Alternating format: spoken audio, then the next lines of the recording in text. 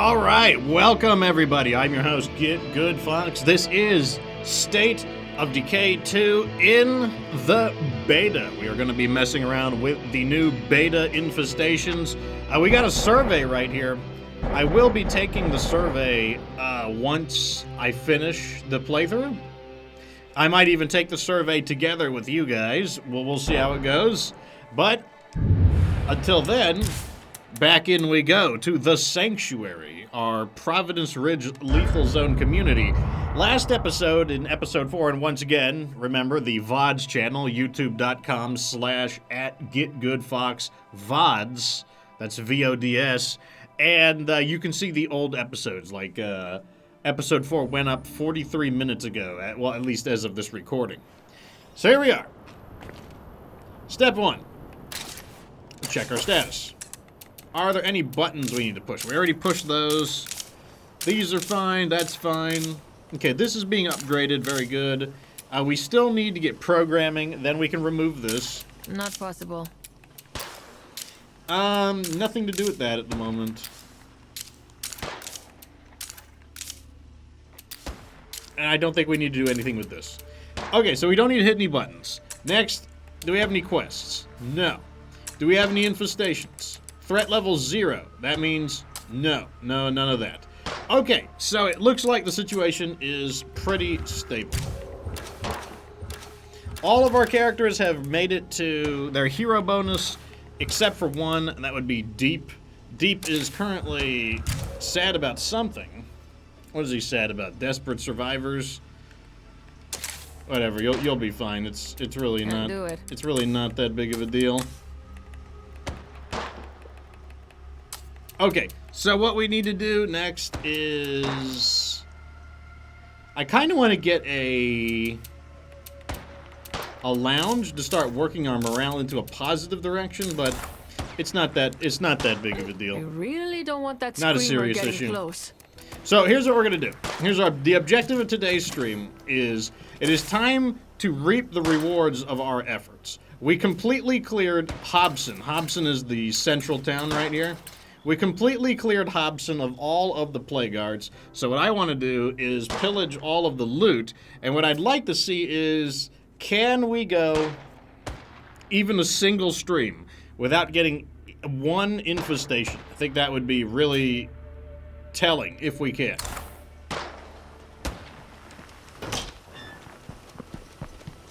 Let's check the condition on the car. Car is looking pretty well supplied, so let's get to work. I'd like to start, Oh, I got an idea. Let's see if we've got anything to sell.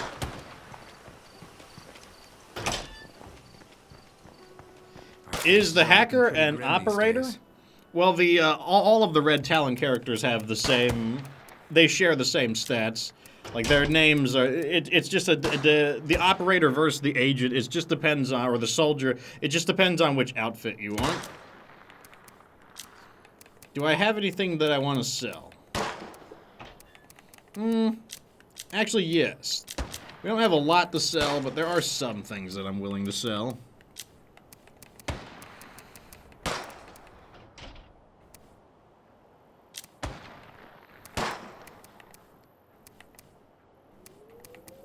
Nope, we don't have very much to sell. That's kind of a bummer. Okay, well, that's why we need to go looting. We don't have enough. We need to get more product. We need to go shopping. Let's go sell this over at the motel, guys, and then we'll get started. We've spent a lot of money, and it's time to regenerate that. Now, fortunately, we killed the plague guards very efficiently. It was a very cost-effective kill we made. And that is fantastic news, because spending a ton of resources on plague guards on Lethal Zone, that really stinks.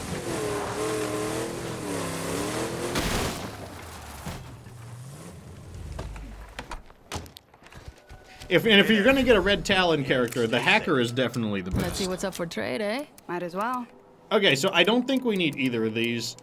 I don't need medicine, and I don't need ammo. Yeah, our ammo, and I think we even have some in reserve, so yet another reason not to grab any. Well, we're right here. Let's go for this warehouse. Actually, let's check the back of the Vagabond. The Vagabond. This might have been generated by the Aunt quest, and if it is, then it should have some goodies. Yep. That was generated by the Aunt quest, so it gave us some goodies. Okay, I still have not yet given this character a melee weapon, so let's just drop this stuff off real fast. And then I can also pick up a melee weapon.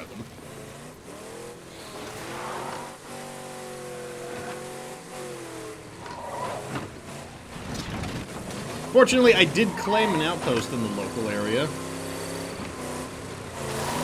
So as we are kicking out the plague, we are moving in ourselves.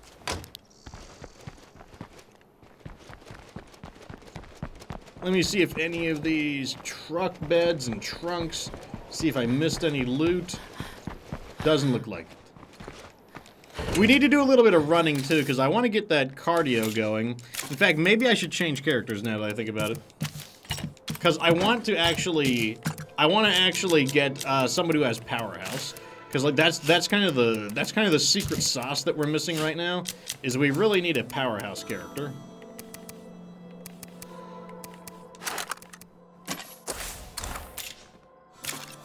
And let me get you a weapon at least. Okay, so let's play as Deep. What's your infection level? Getting myself checked out might not be a bad idea. I can't remember if he's tired or not. I'm just gonna. We'll see. If he's tired, then we'll switch. But actually, no. No.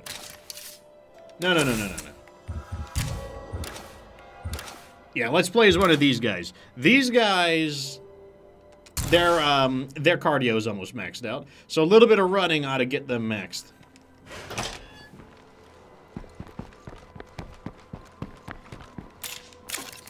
Any excuse to do some running.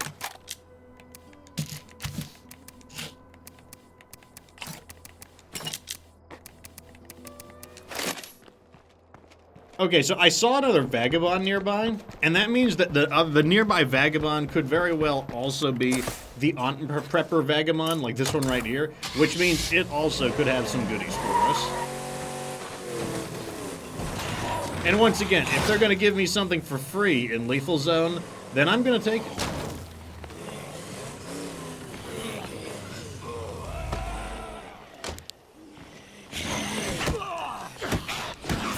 Oh, we got ourselves a feral. We can deal with him by bumping him into the car. Damn, I'm tired. There we go. Now I need to get away from these guys so I get my stamina back. No, that one's locked. How about a different one? Nope.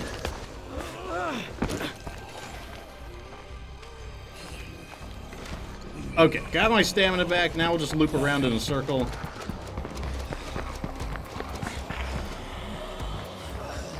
This is going to be our opportunity to kind of train our characters up a little bit too.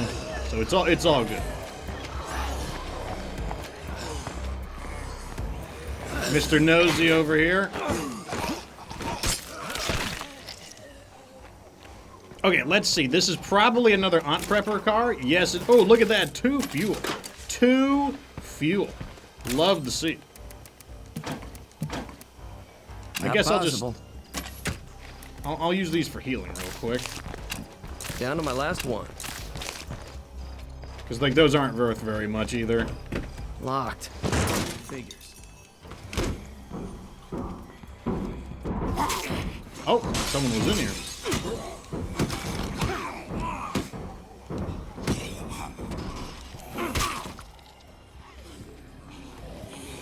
Close quarters combat like this, it's pretty tough to get around the club here. The club here is going to swing basically at the width of the door.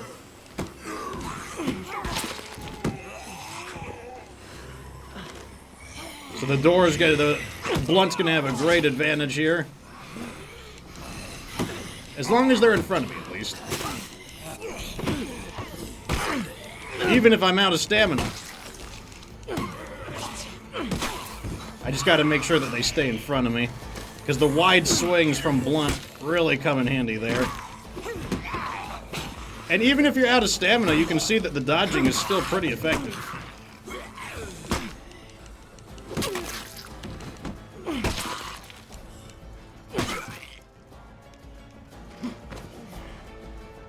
People wonder why I don't use stamina items very much. The answer is because once you become familiar enough with the game, you learn that you really don't need to use stamina items. I hang on to them. I'll be the first to say. I hang on to stamina items just in case. But I don't really use them very much. Don't really use them all that much. Well, at least it's something. Ethanol could be useful if we manage to begin a painkiller production. I think I've seen everything there is to see Lots here. of ethanol. Let's go ahead and scout the building to get a clear zone. No more dead fuckers here. Perhaps the clear zone will mean the zombies will not spawn in the next building. That would be nice. Sounds like a bloater clumsied his way over.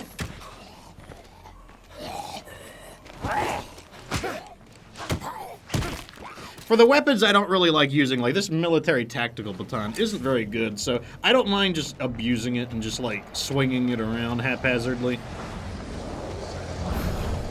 Locked. Because another thing I got used to is I can use just about any weapon. As long as the stamina consumption isn't extremely high, and even if the stamina consumption is high, it often doesn't really matter. Loader, keep your distance.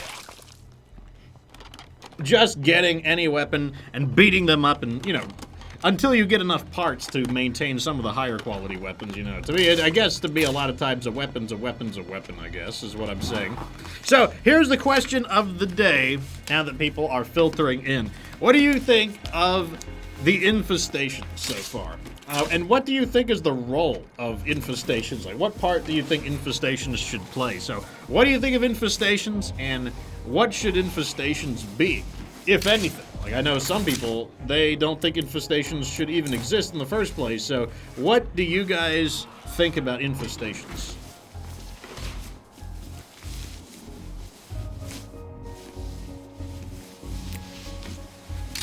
Okay, that clears this building. We're gonna have to drop this stuff off.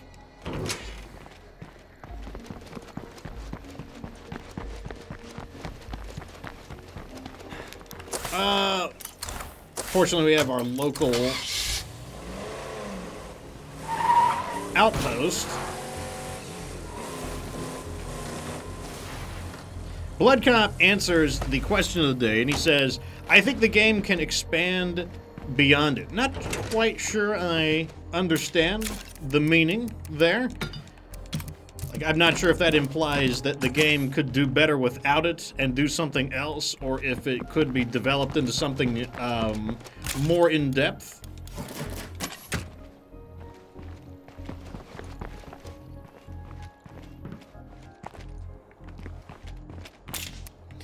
Mega says that he likes Infestations as a thing that he can do, but he dislikes them as a thing that he has to do. So it looks like Blood Cop clarified, and it looks like he's saying that there are possibly more important things to be focusing on. First time chat from Gaming Granny 64. Good evening, El Suprema. Oh yes, I am democratically elected dictator for life. El Suprema Fox. This is the Fox Republic.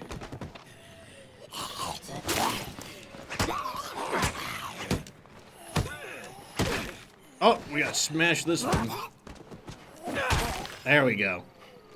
Heath says that he doesn't like them. He thinks they are terrible. A lot of trash in here, but nothing I can use. They need to put in some kind of a reward system. Because right now they take away from your main objectives due to the sheer volume, especially on Lethal Zone. That's where I stand, so like I'm in agreement with Heath there. I think that the way Infestations should be handled is... This is what I think they need to do. I think they just need to ditch the idea that zombies, you know, do this weird thing. And I think what they just need to do is... They should make Infestations either... This is what I think they should do. I think they should kind of get rid of the plague territory. And I think what they should do is have your plague hearts and then have some kind of like an infestation that acts kind of like a different kind of plague heart. and it would be the infestations that project a control area. And so instead of the infestation just literally being a building with zombies in it, what if they made the infestations more like a type of, it's like a different kind of plague heart. It's basically just like a zombie base. Nothing. And make it where there's a limited number of them. And once you destroy all of these zombie bases, then there are no more infestations. They're gone for the rest of the game. Like, I think that is something that I would prefer a lot more. And then on top of that, these zombie bases they would have loot inside of them. Like, there would be something to get. Like, maybe the building they're in is always guaranteed to be a loot... Okay, there you go. So, perhaps the building they're in is always going to be a loot-rich building. Like, it's guaranteed to have, like, you know, multiple rucksacks. It always has good stuff inside of it.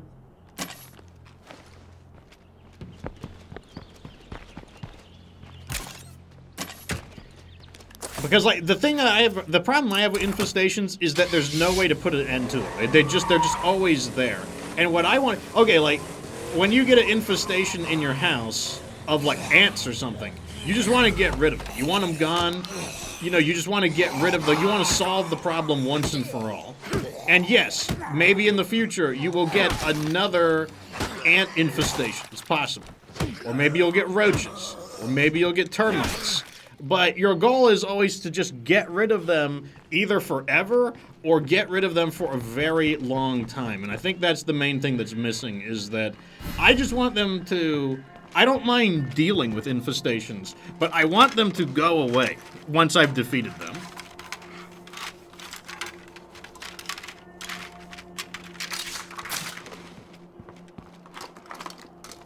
That's my issue, is that I want them to go away eventually.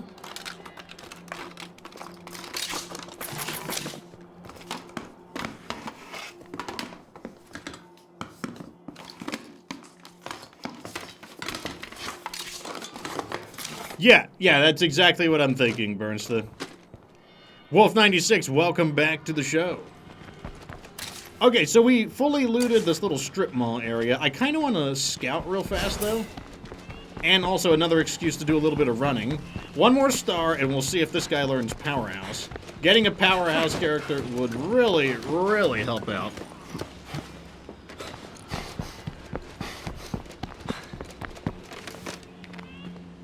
No, that apparently is not the case. I thought that... Oh, okay, I'm on the wrong roof. I thought that maybe if you killed all the plague guards, the infestations would go away.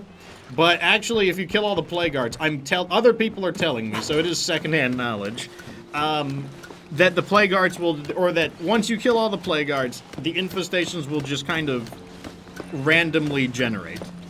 They'll just randomly spawn in. And the reason that's dumb is because... Watch out for that feral. Shit, we got a screamer. That is a lot of... These are all zombie targets. All zombie targets. The reason that's dumb is because what it encourages you to do is actually not kill all the plague guards. What it encourages you to do is to try to find maybe one isolated plague guard. And then never awaken it. And just don't go near it. Ignore it, don't go near it, and leave one isolated sleeping plague guard. And if you do that, if you destroy 27 out of 28, then you should not have any more infestations. But if you kill that one last plague guard, then you're going to get random infestations. And it's like...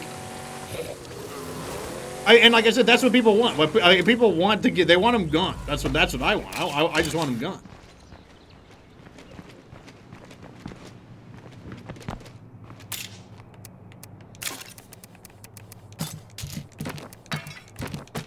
Pretty good stuff. Those instruction manuals they have got a great trade value.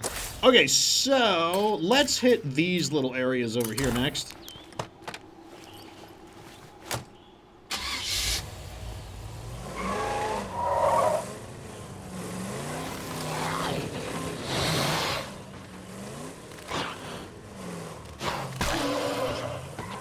It would be, you know, awakening the plague guards wouldn't be so bad if they also could go back to sleep. basically, it is very, you're right, it's very easy to awaken. So, like, Reclaimer is like, he wouldn't mind so much if it weren't so easy to awaken the Plague Guards. It's like, I feel like it should either A, be harder to awaken Plague Guards, or B, the Plague Guards should go back to sleep. Like, if they're gonna be this easy to wake up, then they should be able to go back to sleep.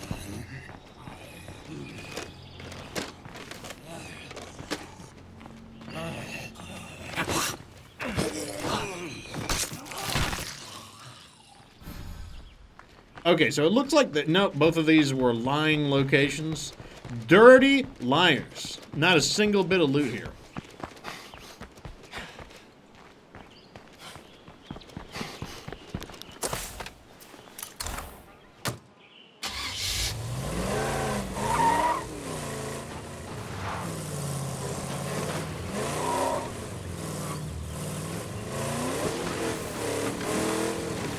This place looks promising.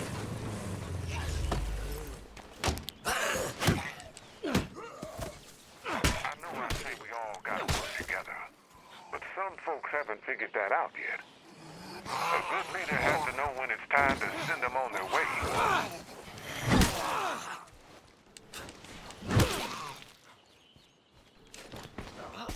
So hold on a second. Heath says it's contradiction because they basically kill the Plague Guards and infestations are gone.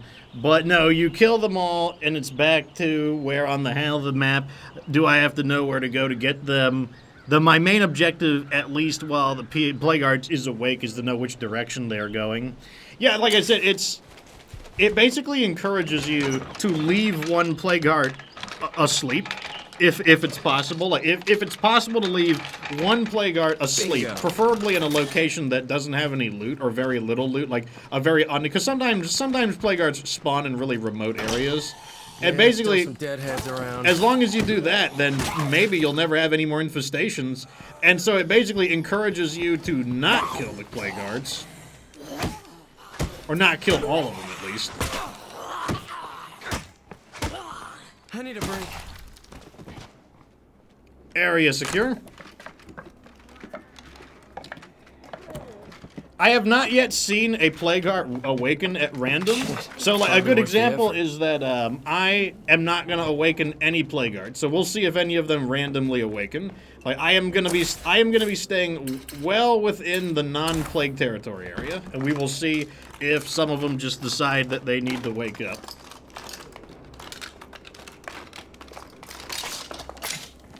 Now, if they do wake up, another way you could do it is possibly claim one outpost to just suppress the infestations and just block them there. Because at least if there's one Plague Guard cranking out infestations, it would mean that you could predict what direction they're gonna, because, you know, they're gonna always head towards your base. And therefore, you could use like one outpost to just suppress them all. Whereas if you destroy all the Plague Guards, I'm gonna guess they start appearing randomly throughout the area. Either way, I just don't like it. Like, there's no hiding the fact. I just do not like the infestations. Let me put it this way. If the infestation system were just completely removed from the game, I would be happy.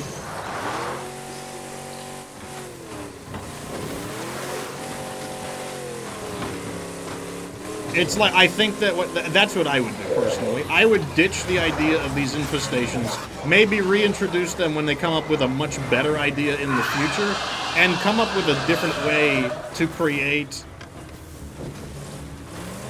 what do you call it, and find a new way to create sieges.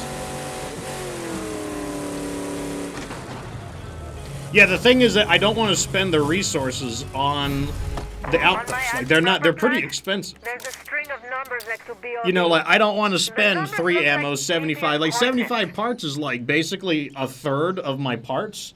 And 2 fuel, like, right now, like, 2 fuel is a bit expensive. Like, I don't want to spend, and that's on a per outpost basis.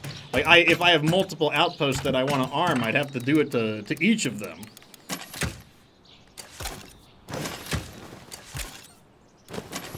Okay, we're looking good still.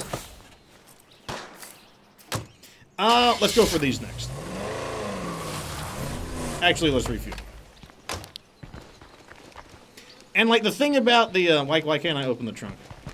And the other thing is that what these infestations are showing me is the best defense is a good offense. Like, you know, that old saying that the best defense is a good offense is very much true here, because what you're trying to do is you're trying to cut the infestations out at the source. You don't want to spend more money on the infestations. You want to destroy them at the source. That's basically your goal. And I think it's just an aggravation.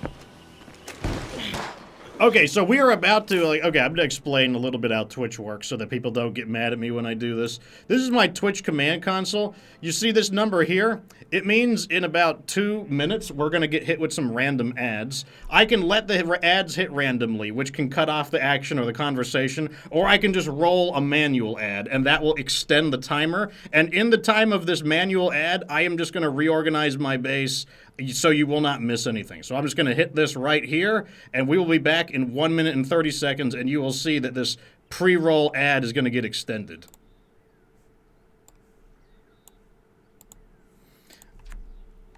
Okay, so for those of you who are subscribers, you don't get hit by ads, so we're just going to have a little conversation. Yeah, I'm trying to get into the habit of it. I've listened to a lot of advice about how to manage ads better, because the main thing people hate about ads is when they interrupt the action. But if I plan this in a way where there is no action, then it's not going to interrupt anything. At least that's the way I would like it to work. I don't really see anything that really needs to be done in these. Redlius, welcome to the show. No, it's fine. This is fine. Fine. I do want to do this, but we're so low on parts. I guess I could scrap a few things.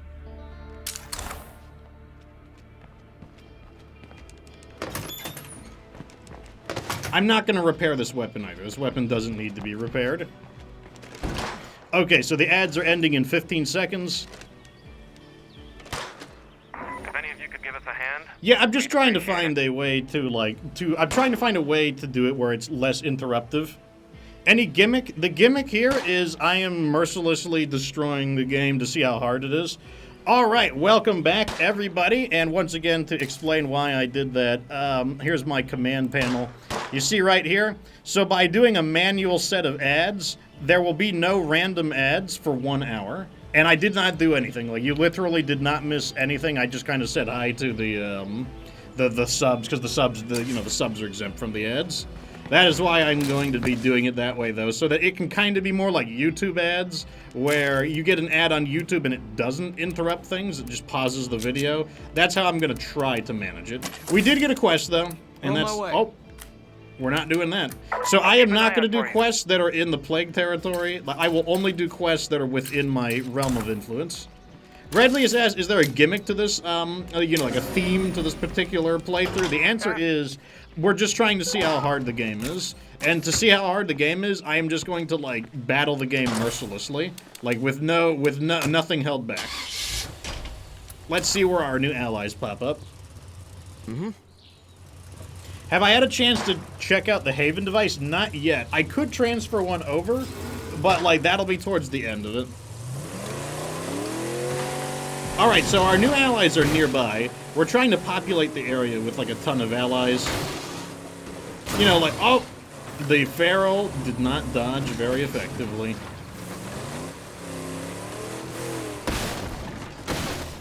That's fine with me, though.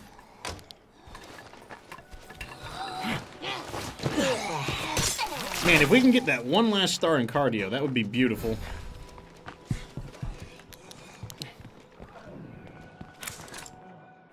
I got a feeling you and me can do business. Might as well.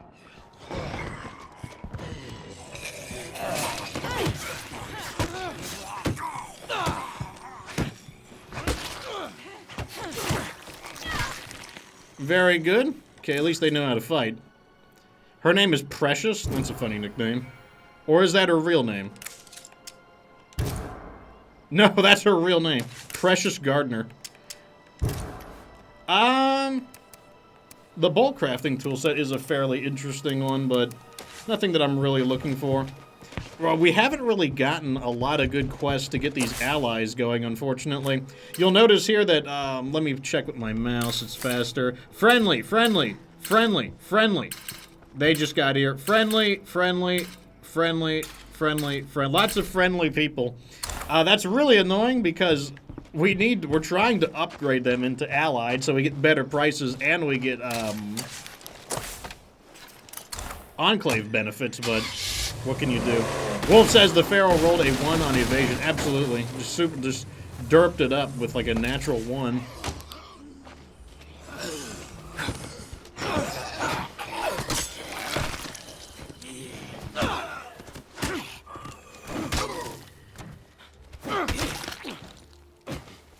Wasn't expecting it to take 1 foot each, but I'll take it.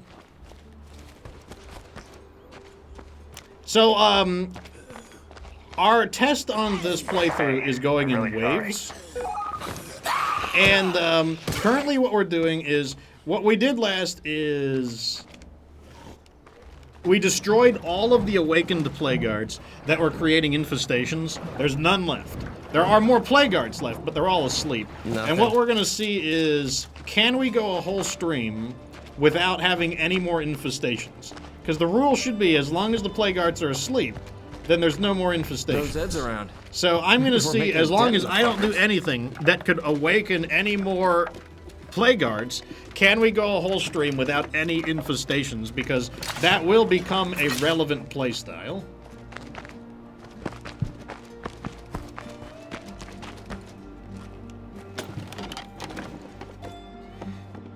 And yes, like, there's no limitations on this playthrough. And once again, the reason why there's no limitations on the playthrough is because in order for me to really tell you how hard the update is, I have to go full force. Like, I don't want to hold an arm behind my back. I don't want to blindfold myself. I don't want to, like, because, like, those are artificial. That is making the game artificially harder. Like, if you are not playing full force, then those are kind of like personal handicaps. Like, it is not playing the game full force. And so I want to give you an analysis of how hard the game is if I am going at it full force. Because that's, you know, you'd think that's the point of a lethal zone. The point of a highest difficulty is to have a difficulty where you throw everything you've got at it. Like, your most ruthless strategies to crush the highest difficulty. How many plague guards are down? I have not counted them, but I would say we destroyed 1 here, 1 here, and then maybe like 4 or 5 here, so maybe about 6 or 7.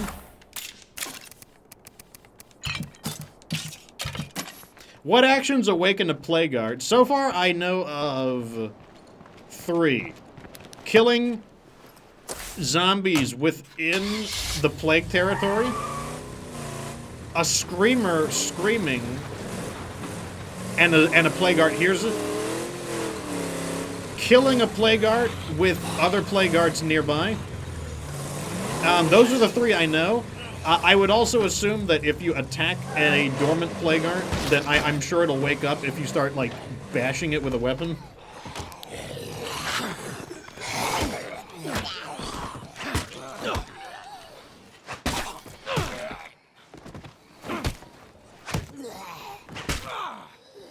Still alive. Give me my stamina back.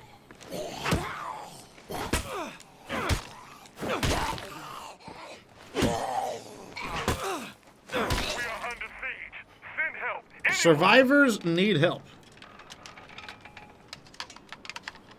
Let's see where they need help. That's going to be the big question. Shit, hardly worth the effort. Oh, too bad. Too bad. All the way down in Lundegard? Nah. Rest in pepperonis, you guys. Like, I am not going down there just to awaken all the plague guards. Let me go ahead and just scout the building real quick. Just what I All like right, so to more see. people are coming New in. This is the zips. question of the day for State of Decay 2. What are your opinions about infestations? And what role, if any, do you think they should play within State of Decay? That is the big question here. This new beta update is all about trying to evolve the role of infestations. Just with the And if doctor that's the order. case, then it begs the question, what is the role of infestations? And do you like them? I'm of the opinion that I don't like infestations. Like, I don't really find them to be a Kraken hoodie pink. Let me make sure that I don't bug this out. Let me go to my hoodies. I already have Kraken hoodie pink. So that is just going to stay right where it is. It's on 64. Welcome to the show. Like, that Kraken hoodie is staying right there. This has always been a really good place for loot, the Hobson Falls station. Like, you always get a bunch of little neat little things. You said pink wasn't I can double check.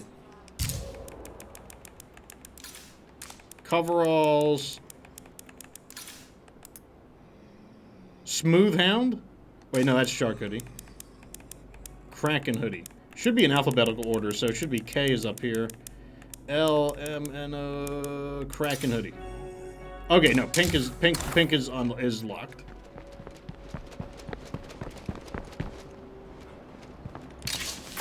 Okay. And it's not in my inventory.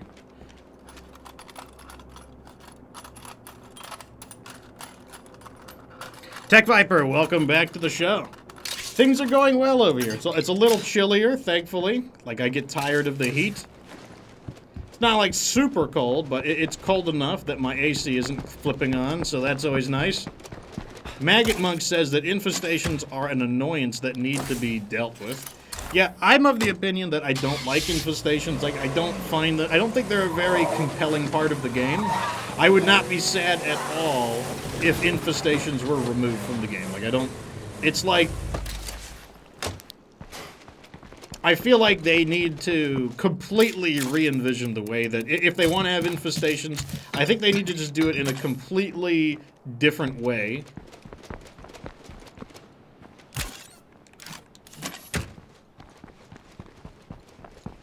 In a way that is both harder, and a way that is harder, a way to permanently get rid of them, and a way that's more rewarding. I think those are the big things right there.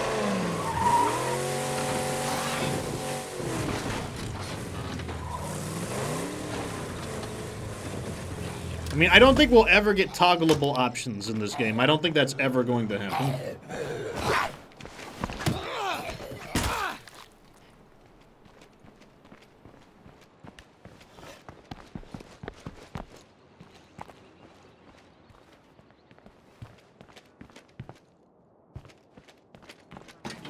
Casual Kirk says that he likes just killing the freaks rather than have to hunt down all of the zombies, so that's one positive change. Yeah, I mean, that was the way it was supposed to always be, because the story behind Infestations from the lore of State of Decay is that the infestation... Oh my god, we just got ourselves a salvage furnace. That saves me 400 influence. Normally I'd have to buy one of these.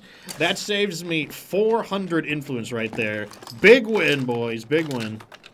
Yeah, but yeah, so the story of the Infestations is that they are created by screamers. The reason they infest the building is because the screamers bring them there.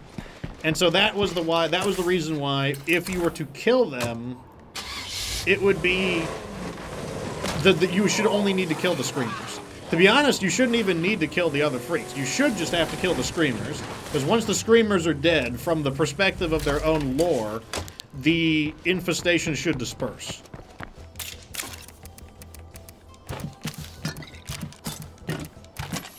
Let's get this installed right now. Once this is installed, this is like our way, well, you know what? Better idea. Let's put it in here. in case I get another thing like a bolt crafting tool set. So big win. Like, I love it. Love Hobson Falls. Let me tell you, like Hobson Falls, it's never failed me before. So over here we got some medicine. Let's keep going. I think what I would like to see with Infestations is, I think Infestations should be kind of like a Plague Heart type entity. And by that I mean, there should be a limited number of them on the map. And when you kill them all, they're gone. And you can make them harder. They can be a stronger type of threat. Like, they're harder to get rid of. Like, they should be like maybe an event-like threat. But once you kill them all, they should just be gone. Like, maybe you could have a concept where the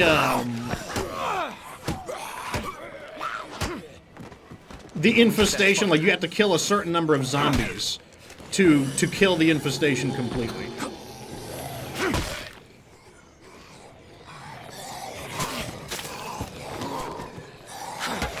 Oh, got the old head squisher there. You know what I'm gonna do? I'm just gonna fight him in a choke point.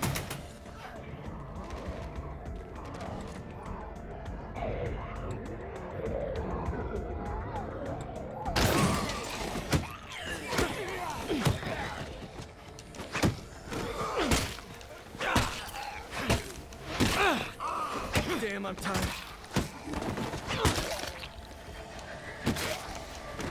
I think that bloater is on the opposite side of that wall.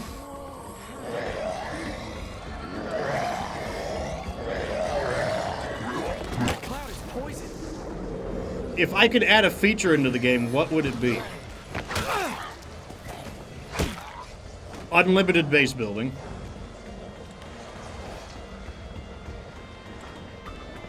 That would be my feature. Unlimited base building. I would like to be able to build as many facilities as I want, as many duplicates of facilities I want.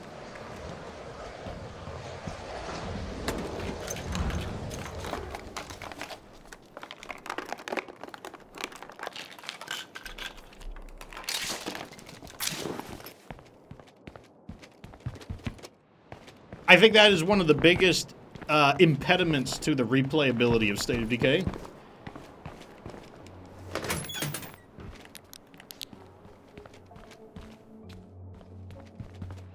Because, like, what the game needs right now is, it needs more depth, and it needs more depth, it needs more things to do. Like, that's what State of Decay needs right now. Locked. Fake. That's a lot of racket.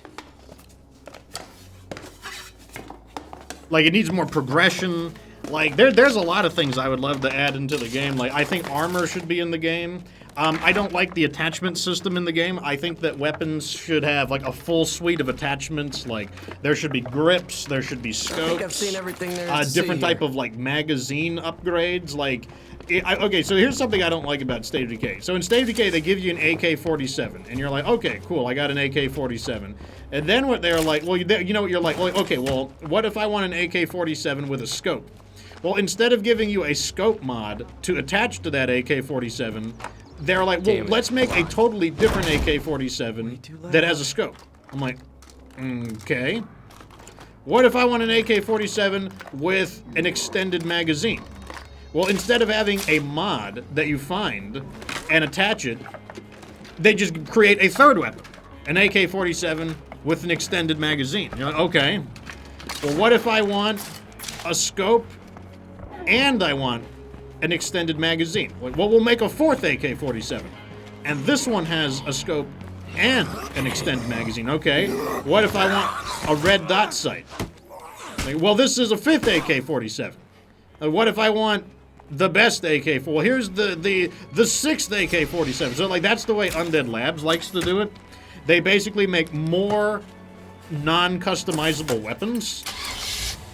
And I don't think that's a good idea. What I think they should do is give you one AK-47, just called AK-47, and then what you do is you search for the weapon components to upgrade it. Now, it won't reduce the amount of loot. In fact, you'll probably want more. Like, you would want more than just one drum mag so that you could outfit multiple weapons. You would want more than just one, what do you call it, oh, never mind. No, it should be fine here. Yep, 75%. Doesn't matter. And, that's the way they should do it. Now, they can still have different base chassis for the weapons. Like, you know, if you wanted to have the cool AK-47, wow, it's got a gold finish, or wow, this is a vintage AK-47 with a wood finish. You could do that. Like, if you wanted to do that, you could have different weapon skins in, but let them be customizable. That's what I think would be another thing is, like, there should be armor in the game.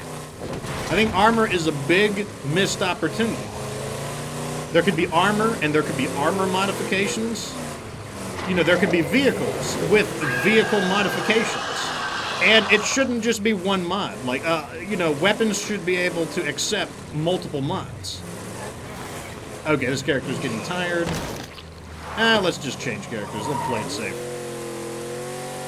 Like, for example, if you've played 7 Days to Die, that's exactly how 7 Days to Die does it. You can get an AK-47, and then you can install a variety of mods on your AK-47 that customize it to your liking. If you want a silencer, or a brake, or a bipod, if you want an extended magazine, if you want a modified type of ammunition, if you want different types of ammunition, armor piercing, hollow point, like there's all kinds of different types of ammo and mods. There are modifications to force burst fire, to force automatic fire, to force single fire. You know, there's mods that increase the rapid fire rate. Like, that is the way that State of Decay should be.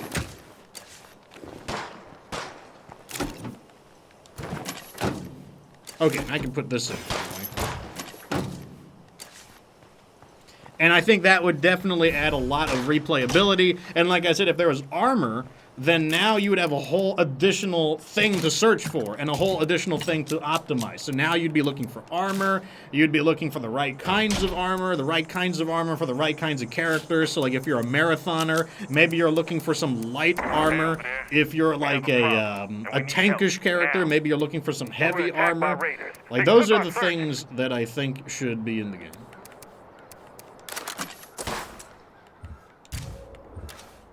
And like I said, that they would add a lot of incentivization for progression. You know, you're looking for more relevant loot. You're not just like looking for collector's items. You're looking for like real practical loot. Because I think that's one of the problems with State of Decay is that it lacks practical loot. Like, there's a lot of collector's items, there's no doubt about that, and I'm not saying collector's items are useless, but what I am saying is that collector's items are usually, like, only for the enthusiast player. Like, they're not really for the general player. The general player is looking for something more pragmatic, like something, they want to collect things that have, like, obvious meaning to the game. Where is the Freedom Ringer? Freedom Ringer is our main blunt weapon at the moment. That's the, and the thing is, like, you know, I'm not saying that offhandedly either. Like, I am saying that from some experience, because one example is if you take the Bounty Broker, Undead Labs has actually buffed some of the weapons to be better. And why did they do that? They did it because people weren't using those weapons. And what it told Undead Labs was that it doesn't matter how wacky and how quaint and how cool the weapons look if the stats aren't good. In other words, people were not playing State of Decay for the collector's value. Like, some people were. Some, like I said, that would be kind of the enthusiast type player. Like, the enthusiast type player is someone who's just completely all on board for State of Decay. They're like, they become like a very dedicated fan. Well, like, enthusiasts are always going to be the smallest portion of your fan base. And so you're making collector's items that are great for enthusiasts, but the vast majority of the players who are doing practical looting, as in, like, they are looking for things that have, like, a utilitarian value, well, they didn't want, and they had no interest in it because the stats weren't good. Which meant that the majority of the players, they care about the stats.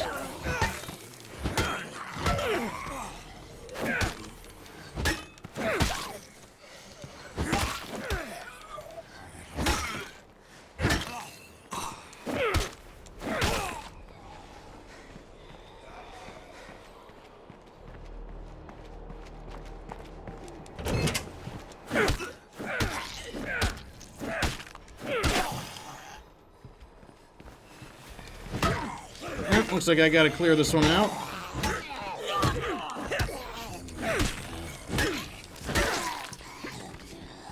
Okay, I did not want to jump on top. That was not the plan.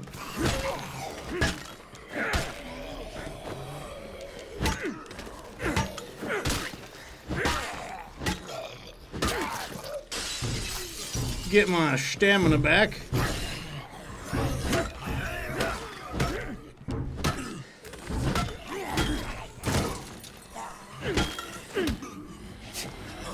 Trying to keep the zombies in front of me again.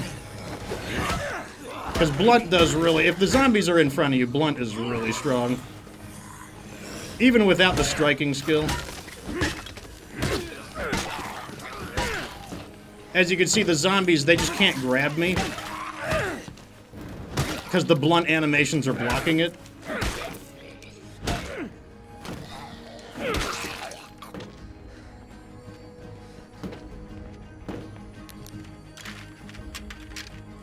This is why I love blunt. Blunt, it's like without a skill level, like if your character is just fighting, like for example, this character only has fighting, then blunt is like super insanely good. Even with striking, once you have striking, you can use the, what do you call it, Grand Slam executions, like those are just super strong. Still got company. Uh-oh.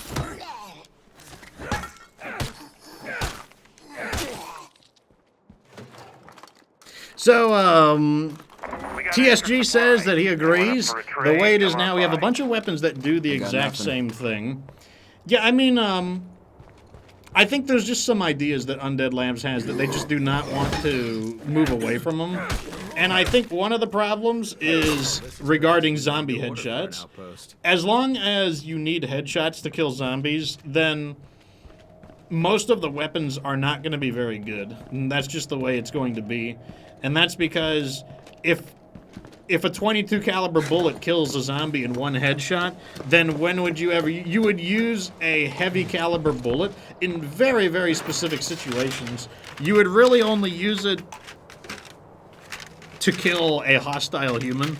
And even then, when killing a hostile human, there are even better options than that. Like, for the most part, if you wanted to be efficiently using your weapons, you would be using 9mm 22 caliber, or you'd be using crossbow bolts.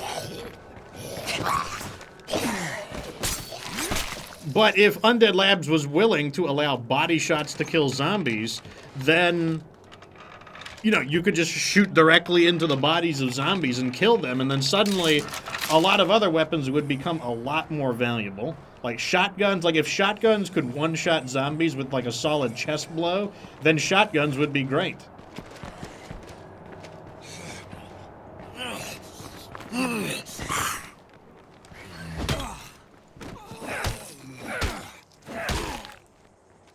Okay, I guess I partially looted that area because we didn't really get too much there.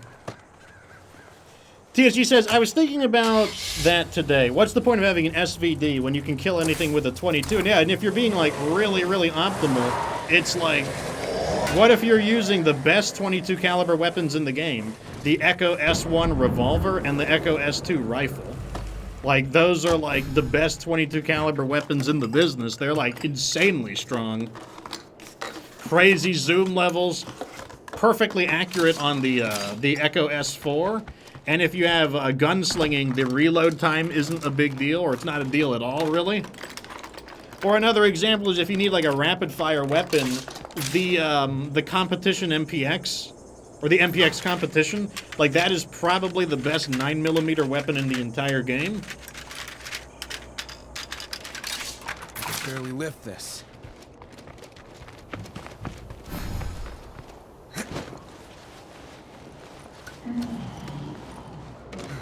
I also don't think it's as satisfying either, because when you get a weapon like the Eternal Guard's Infinite Rage, let me tell you what you want to do with it. What you want to do is find a horde of zombies and hold the trigger down and just like shoot Counting a lot of a zombies in that bajillion horde. bullets into a horde of zombies and kill them all. That's what you want to do. But the thing is, like, it's so wasteful because most of your shots won't be headshots. But if you could kill the zombies with body shots, then spraying into a big old crowd of zombies with that's like not gonna a work. high-powered weapon. And it would also, like, if you could spray into zombies and kill them, then sharpshooting would become way, way better. Like, the sharpshooting skill would become good, because then you could, like, puncture the zombies and just, like, rip their bodies apart. And, like, it would be very satisfying. Like, you got, like, 50 zombies coming at you, and you just, like, gun them all down with the Eternal Guard, and then it does exactly what you want it to do. And, like, then it's a very rare weapon, and suddenly it's a good weapon. And then it feels good to find the Eternal Guard, and you're happy to find the Eternal Guard. But, like, right now, when you find the Eternal Guard, oh, it's cool, it's a rare weapon. I guess I'm gonna throw it into my locker and admire it in my locker.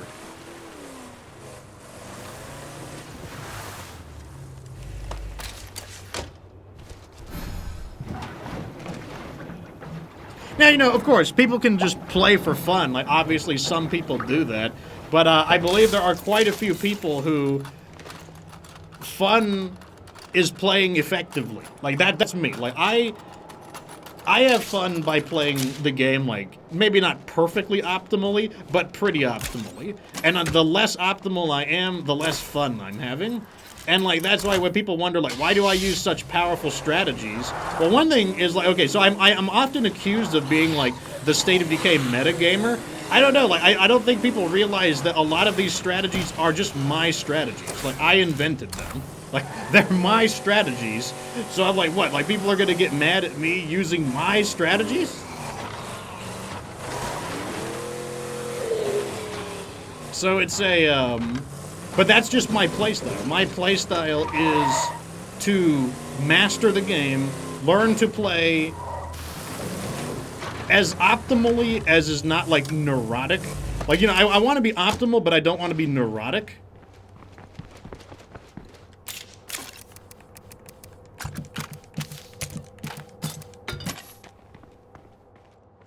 The Timberwolf was nerfed its accuracy on AI characters? I did not notice that.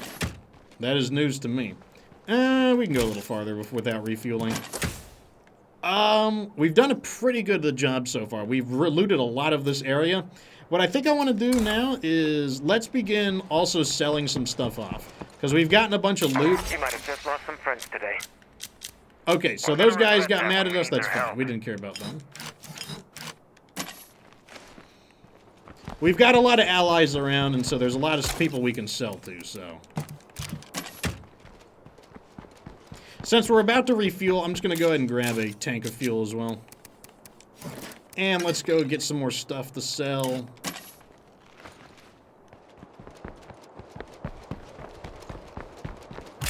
Throw this in the back. But yeah, you'll notice that all of my suggestions for State of Decay, they mainly revolve around adding content.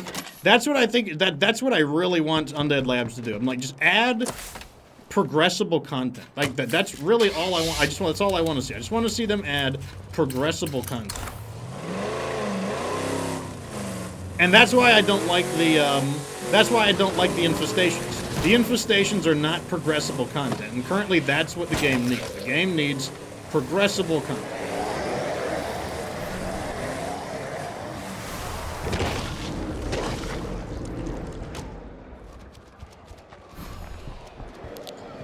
Okay, we might have a fight here. We'll see. So these guys got about 700 bucks, just about. How about this? Maybe I'll blow them all up. Zombie, not far off. Nope, it didn't kill him.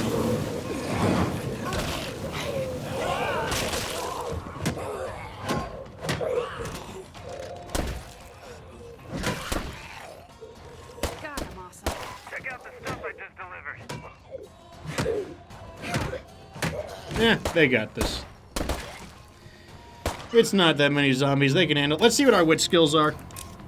Scouting and resourcefulness. I'll let you guys vote. Get ready. Here comes a poll. So this guy's name is Deep Wits Skill. So you guys can vote for scouting or resourcefulness. And I'll let the vote go on for 2 minutes.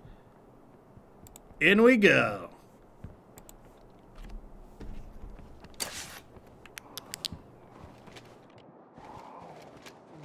Maggot Monk asks, do I think that the Evil Dead Deadites are a form of zombie or just a demon? I don't know anything about the Evil Dead, so that is not a question for me to answer. Hey. I think we can help each other out. Sure. Okay, sell, sell, sell, sell, sell, sell, sell. Oh yeah, we are over 1,000 influence. Is everyone voting for resourcefulness? I haven't checked. I mean, I'll take either of them. Resourcefulness and scouting are my favorite wit skills, so... You guys can't vote for one I don't like. Oh, case of tampons, 170 influence. There we go. Look at this. It's already paying off. Our looting is paying off big time. A wandering trader for spare parts. Let's see what they've got. Let me go load up on more stuff to sell. Like, this looting is going so well. It's like basically it's completely refilling us. And we haven't had a single infestation appear yet. Let me double check. Yep, threat level is still 0. That means there are no infestations. Okay, I'm feeling confident about this. Let's go ahead and do this now. So I'm going to go ahead and spend the 200 parts to get the fuel out of the fuel tank.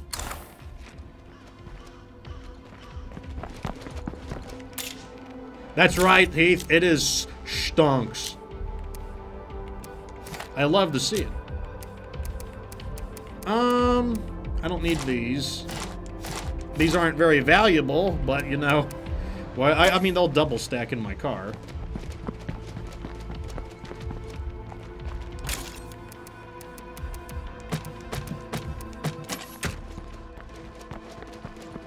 Every influence counts.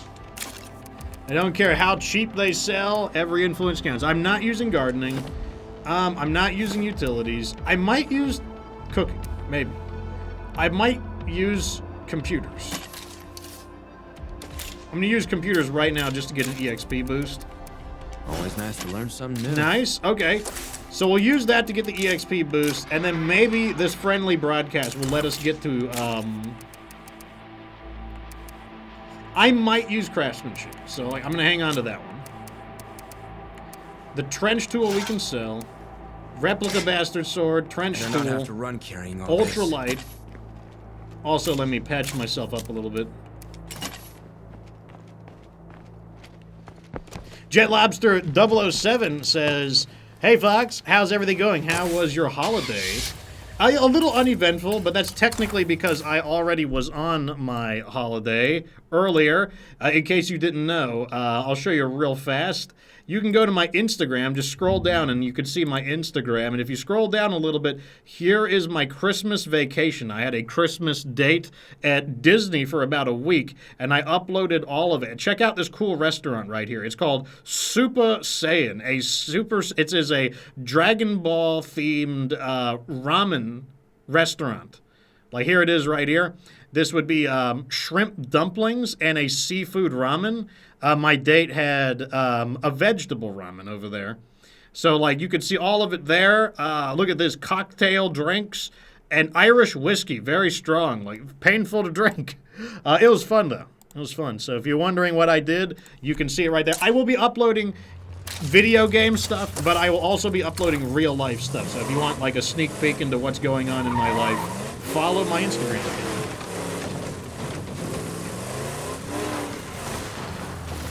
A lot of my little short videos will be on Instagram as well.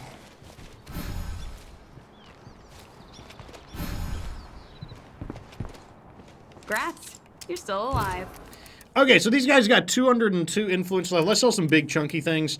So the trench tool's worth 85, ultralight's worth 85, and I'll sell a few of those seeds. All right, so we took all of the money from them. That's almost 700 influence right there. This is why it does pay to know what is valuable and what is not.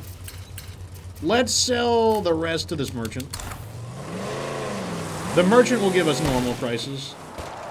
For selling, at least. The only time you don't want to sell to someone is if they're neutral, unless you really just have to. Because, like, neutral, they pay you less for stuff you sell. Uh-oh. No, my doors! No! Okay. We're good.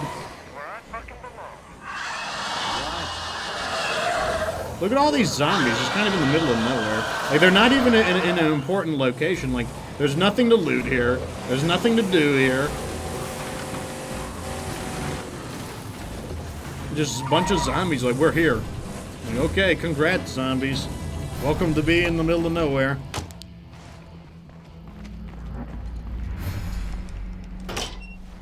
Blood says that he was working at a Shell gas station on Christmas. Oh, yep, I know how that feels. I have worked on retail on Christmas. Hello over there. And we had trucks taking down poles and power lines, and everyone's stopping by to buy propane to fuel their generators. Oh, because the power went out. Oh, that's rough. Okay, let's sell all of these. Do I want to buy anything here? I am tempted to buy another salvage furnace, I'm not going to lie. I'm going to buy both of these. Going far with all this. There goes all our money. Yep, we had money, now it's ripperonis. Once we had cash, now we have nothing. Well, we have 900. It's not nothing, but it's a lot of money down the drain. Not down the drain. Those are great mods. Oh no, got into a car accident. Do you feel okay? I mean, I know, like, even minor car accidents can jostle your bones up. Got anything useful you're looking to unload? Sure. Yeah, make sure you pay it, like, Reclaimer, make sure you pay attention to any, like, pains you feel. Like, even if they're kind of like, oh, it's nothing, I'm a manly man, I'm gonna tough it out, like, just be wary about any pains you experience, because, like, even car crashes that don't cause, like, blood or anything, they can just, like, jostle all your bones up. And you can get, like, chiropractic injuries from them.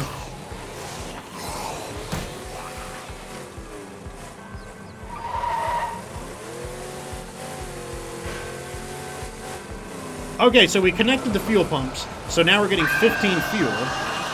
Or we got 15 fuel from it. That's really the big win there. Like, that is worth way, way more than 200 parts.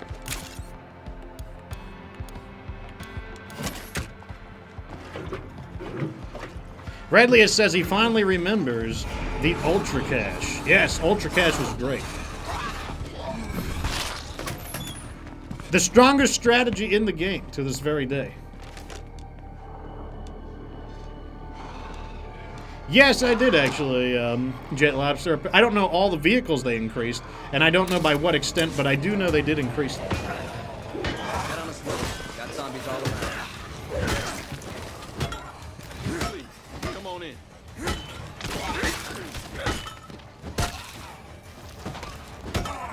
Okay, we just unlocked our hero bonus there. That would be personal strength. Also, the vote is over. I didn't notice it, though. Let me see what you guys voted for. Okay, let's check the poll results. View the results. Resourcefulness won 13-4. Not surprising. A lot of people don't see the value of scouting. Scouting is quite good on Lethal Zone, though. But so is resourcefulness. I'm not happy to miss it. One of the nice things about resourcefulness is right off the bat, we get an extra pocket slot.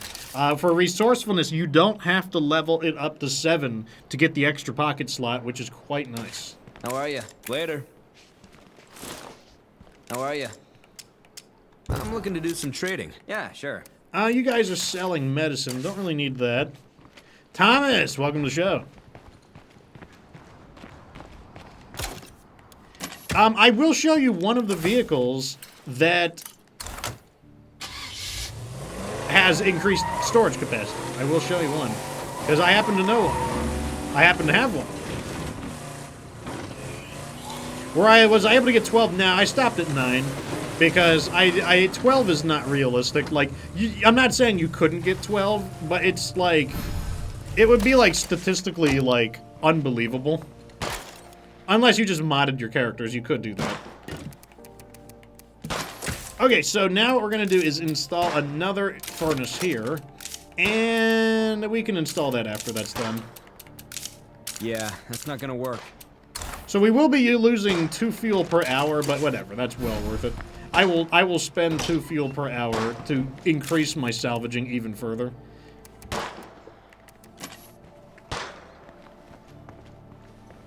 Okay, so here is a change in the beta. So what we got here is a standard, you know, the kind of the Ford F-150 style car, and it has more trunk space. You'll see here it's got 2, 4, 6, and then 1 extra one down below. And that is new. Like, this has 1 more inventory slot than it had before. I'm not saying that's insane, but it's an improvement. So I am using this piece of junk right now. I'm not even bothering to repair it to store all my excess resources. So very cool, I think you'll agree.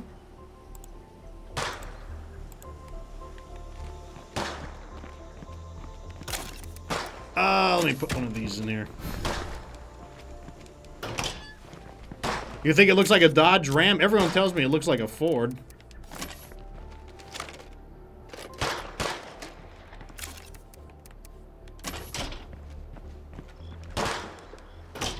Yeah, I mean, I don't think we have any cargo vehicles on the map. If you zoom in just a little bit, you can get, basically, you see how all of the building icons, if you zoom out, you can get to the point where only the vehicles appear, and I don't think we've detected any. That's the Vagabond, and we haven't been anywhere else.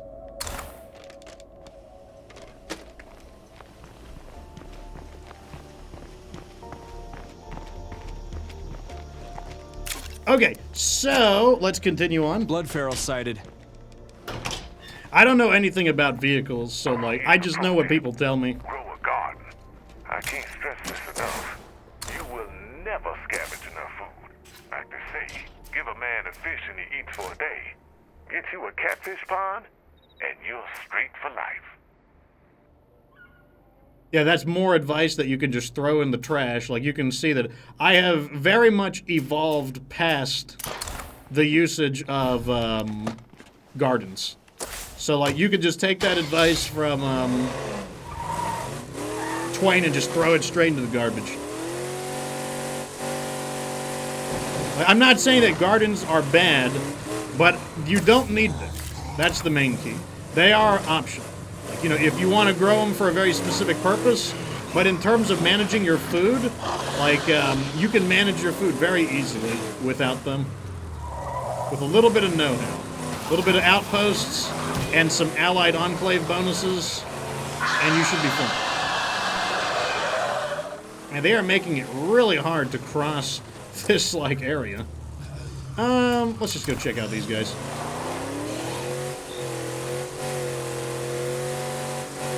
You got any pictures of it, Reclaimer? Like, post pictures of your wreck. This might just clear up. Okay, we might wake up a plague garden here. So I'm turning back. This is a plague territory, so I'm out of here. Fucking awesome. Okay, I need to go to a safe place so that I can plot my next move.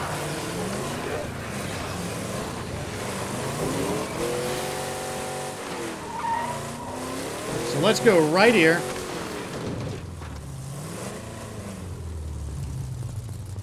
And let me see.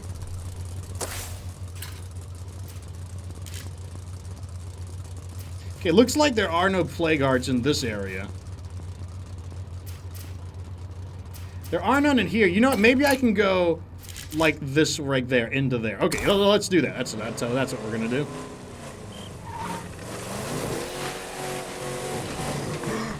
You wish influence was capped at 90, basically 100,000?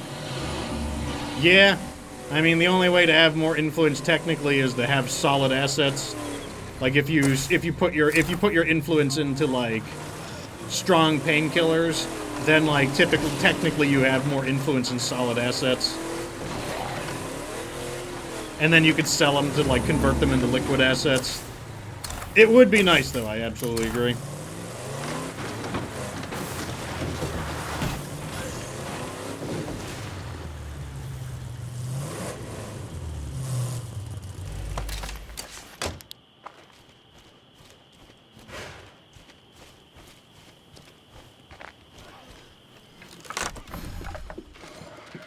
Okay, the salvage furnace is in. That's good news. With a double salvage furnace, we get 50% more stuff from scrapping. That's really good. Let's continue breaking some of these down. And then what we can do is scrap all of our extra backpacks and stuff, and then we're going to come out with some big-time parts. That'll be great. And the excess parts we can use to sell if we need to, but we'll probably wind up building repair kits. Ricebox says, good gravy! Oh, 2 rucksacks. How unusual. What is my base layout again? I'll show you. I am using kind of like an incomplete standard version of my base layout. So this would be like I said, this is an incomplete standard base layout. The standard base layout for me is an infirmary, level 2. I don't always take it to level 3, and the reason for that is because right now it doesn't cost any materials, but when you go to level 3 it does. Later in the game, it doesn't matter as much. A level 1 gym, also not going to level it up to 2, because when you level it up to 2, you get -1 materials per day, so this is fine. A level 1 shooting range, same thing. Don't level it up to 2, no need. Get -1 materials per day. And then a level 2 workshop. I don't always level it up to 3. 2 is typically fine. You want 2 because you get the +1 materials per day. And the reason it's incomplete is because I haven't done anything with the large facilities yet. And then I have a bunch of food outposts because despite being on lethal zone, we are actually gaining food. And that means I don't need to build a garden or anything like that. And that is my standard all-purpose base design.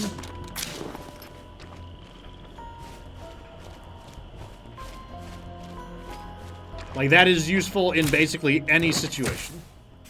Assuming it is good in any situation as long as you understand how to play without, like, a garden. That's why if you look at my health and my stamina, I have a pretty solid chunk of health and stamina. No meds garden, that's right. Yeah, I do not use any gardens. You may ask, why don't I use a meds garden? The answer is very simple. I haven't even used a single plague cure yet.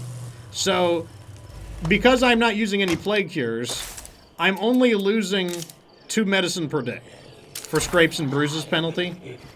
That's all I'm using, 2 medicine per day. So basically, I'm using half a rucksack per day. Building a garden to counteract half a rucksack per day is not worth it. In addition to that, I actually have a ton of, like, you can see right here, I have 31 medicine, and I've got like 2 or 3 rucksacks of medicine in reserve at home. So basically, I don't need the garden because I don't take any damage, or I don't take serious damage. Remember the video I made about not taking damage? Well, like, you know, I don't take damage. And as a result, I don't need to use blood plague cures very often, so I'm not burning through my medicine very often. And therefore, I don't need a medicine. Like, basically, by adjusting my playstyle, I no longer need to use one of my facility slots to grow food. And what I can do instead is have stat buffing ones. Like, the shooting range gives me stats, the fighting gym gives me stats. And so, in the event I do make a mistake, they help me survive my mistakes.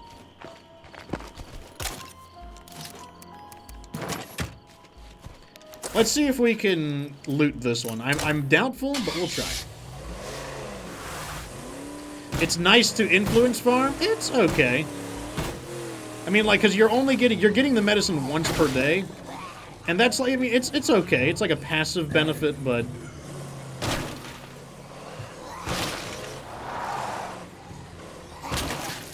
it's like, it's okay. Like, it's not bad, but it's just okay. That's the way I would describe it.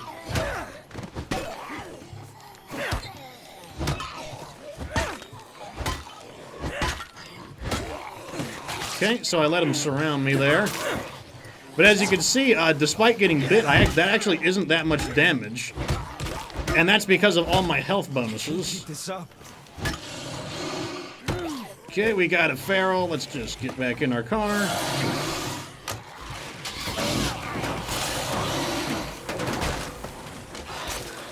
And then we can deal with the feral.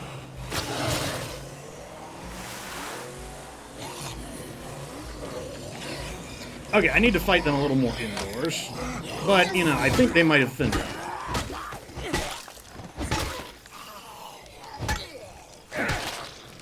Fall apart yet. Okay, so despite this weapon's long service, it is finally showing wear and tear. Like, this weapon has served us so faithfully. So many characters have used the Freedom Ringer.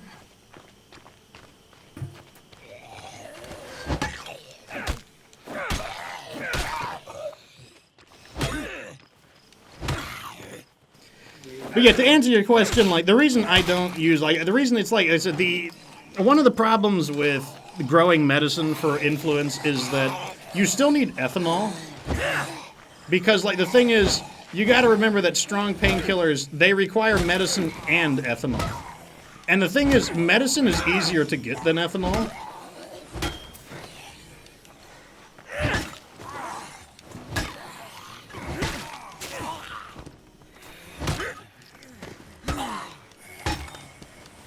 So it's like, basically, you're gonna grow a lot of medicine, but you're gonna run out of ethanol, unless you also have a crafting still. And so then, like, you're basically, you need to have two facilities to get that up and running. Bulk plague cures, I also don't do that anymore. It was a good idea back in the day, but now it's like an obsolete idea now. Because it's like, you could do a lot more, because like, it takes like, let me see, it takes like 8 medicine, right? Yeah, it takes 8 medicine. 8 medicine would be way better on strong painkillers. Like, selling strong painkillers would get you way more money. What gets you the stomp? That's a baseline ability. Anyone can stomp. You just have to jump on top of an enemy when they're knocked over. I'll show you. Oh, never mind. I will... Oh, he died. Okay, never mind. I guess I won't show you. Yeah, like, you can. I'm not saying you can't do bulk plague cures, but, like, it's so much medicine to sell one bulk plague cure. Should really enjoy the peace and quiet while I can.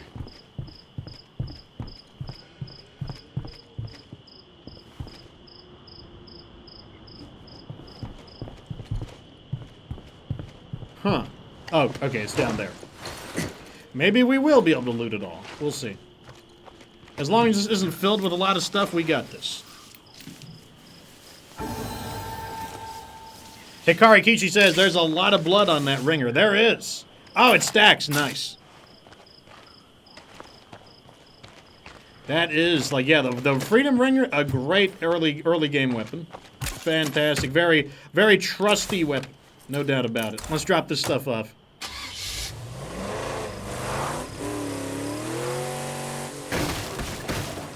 Well, I'll put it this way. Like, if you haven't tried strong painkillers, try strong painkillers. Like, that is way stronger than bulk plague cures.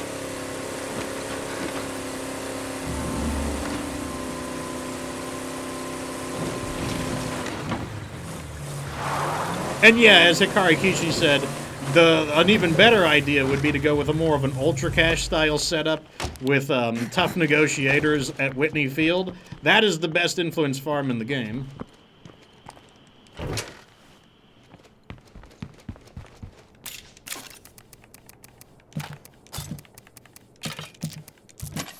And let me patch myself up.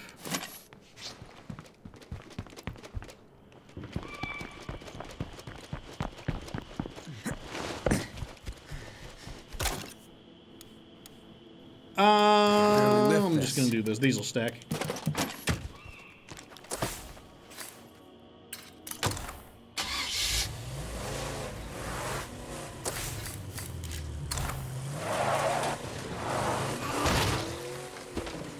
What is a tough negotiator? Oh, sounds like you have not seen my video on Ultra Cash. I highly recommend watching. It's not a long video. It's a It's an in-depth guide on how powerful tough negotiation is. I highly recommend watching my video on. In fact, it's actually my. It's actually. I believe it's my featured video. Yep, right here. Ultra Cash, the God Economy. Ultra Cash, the God Economy. I just love hearing that part. You can see just how good it is. All you got to do if you watch that. Get out of the way.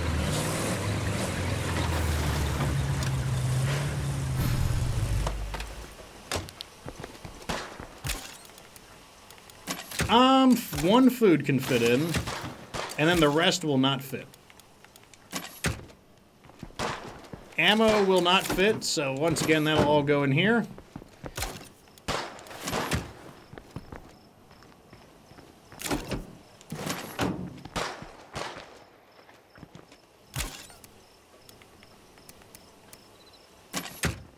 Ultra Cash takes some setting up. Yeah, it took me about, I think it took me about 6 hours.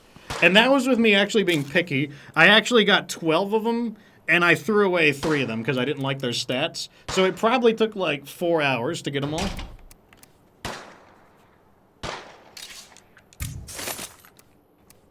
Okay, so now that we have both of these installed... Yeah, that's not gonna work. We can now start scrapping these.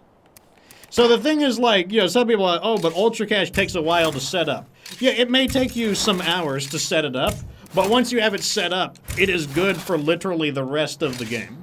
So, like, I've set it up the one time, and after I set it up the one time, I am literally, or I've probably earned well over 100,000, probably multiple hundreds of thousands of influence using Ultra Cash to farm stuff and buy things. And so it kind of like, yeah, you know, it took some effort to set it up, but once you set it up, it is good for the rest of the entire game.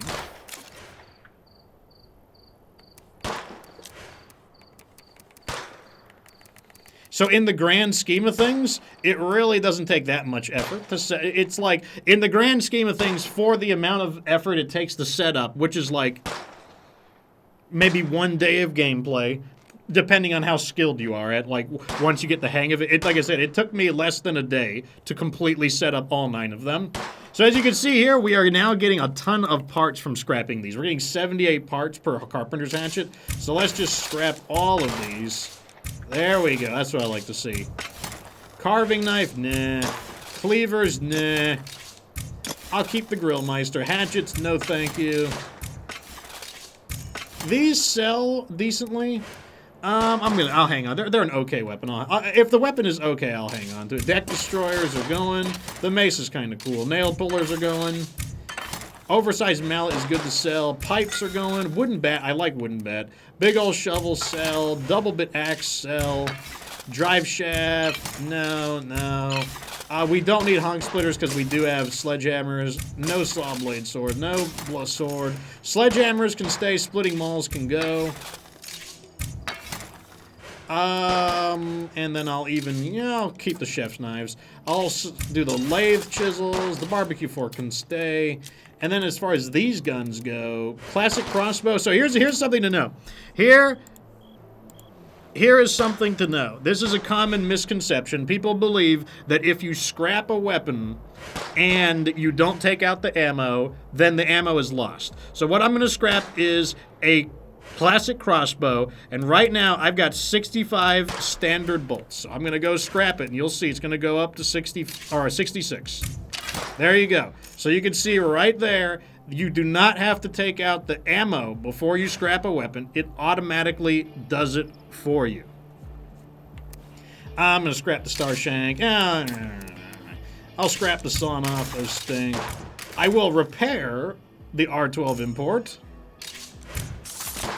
I will sell the SP.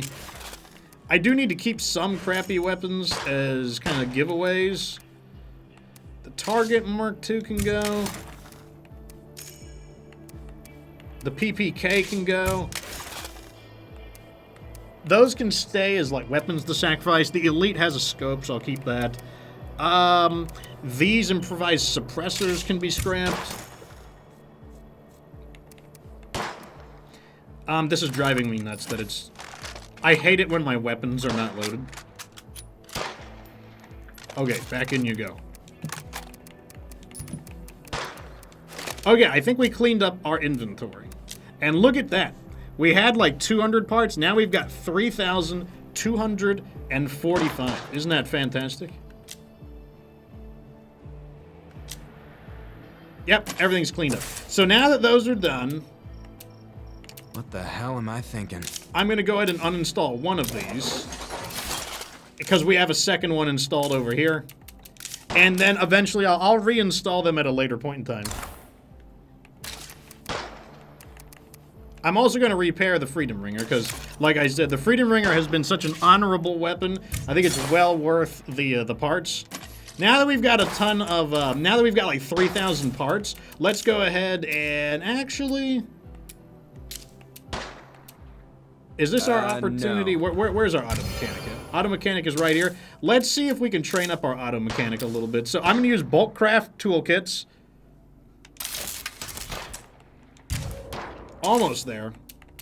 Bulk craft toolkits. Now let's do single toolkits. Now let's bulk craft again. Oh, bulk craft again. There we go. Now we can get our auto mechanic. Unfortunately, we don't get the discount now, like for earlier. So we would have gotten, we would have saved 60 parts per bulk craft, but you know, whatever. It's not that big of a deal.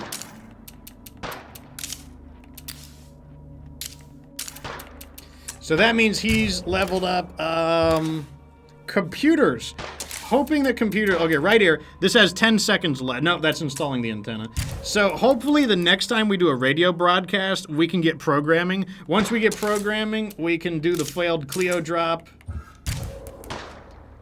And overall, that is looking pretty good. Like, you could see, like, those. That's what I call a power play.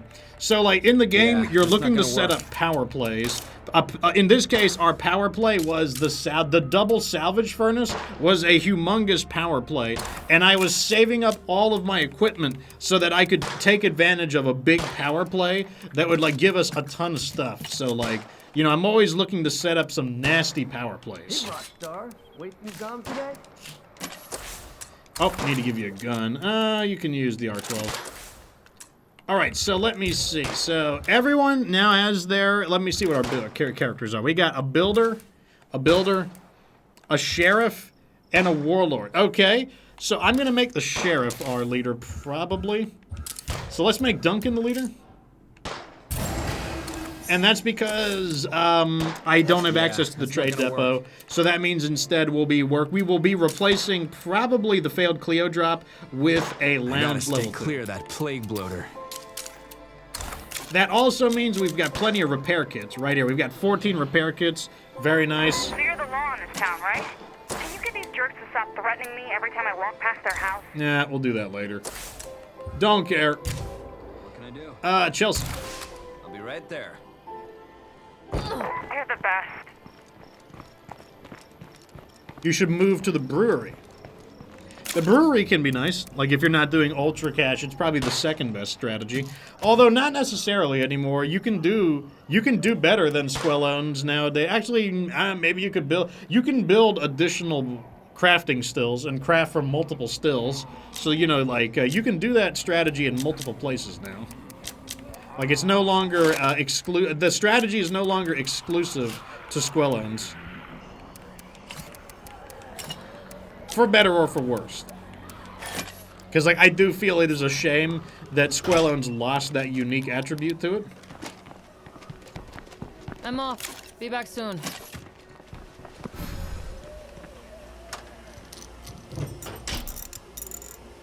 Always impressed with the prestige. Oh, you mean the 30,000? The 30,000 actually came from Undead Labs because they basically mangled my game and deleted my characters. And so it was basically like, oh, sorry for mangling your save file.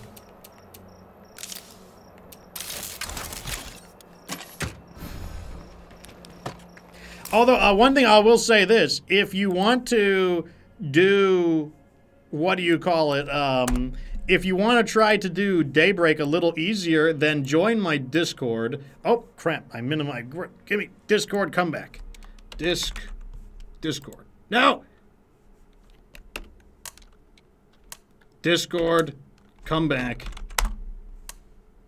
So the, if you go to my Discord and you go to the State of Decay section, which is right here, you see the little happy sun? That is the Daybreak section, and you can actually join the Daybreak crew for people who are looking to complete their collection, and then people who already have their collection done and they're just farming prestige achievements, or they just want to help. This is a way you can find people to play. And, like, you could see there's people all talking here about, like, you know, oh, trying to get matches going. So, like, that can be a way to make your Daybreak experience a lot less painful. Let me see. Oh, let's go over here.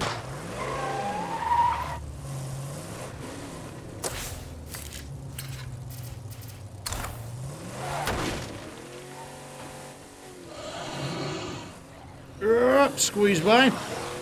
Triple Pharaohs. Triple don't care, because I'm triple going somewhere else.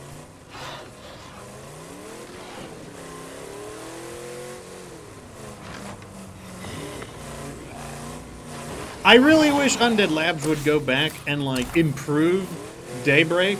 I feel like their effort into improving Daybreak would be better spent than their effort on the Infestations, to be honest.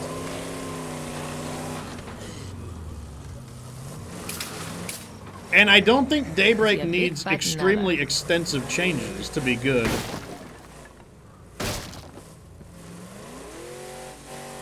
Like, what does Daybreak need to be good? It just needs, like, different game modes.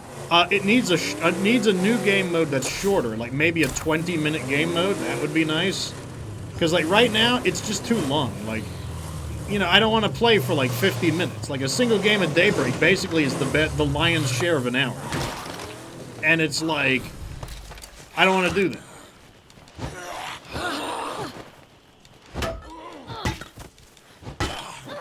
So what they need to do is make Daybreak shorter, and then also have an endless mode. So have a 20-minute mode, and then have an endless mode where you can play as long as you want, and you just continue earning more and more stuff. Okay, so that's done. We can uninstall them both. And that's the way I would do it. And then increase the amount of money people get. Increase the amount of prestige that people get. That's good for now. Okay.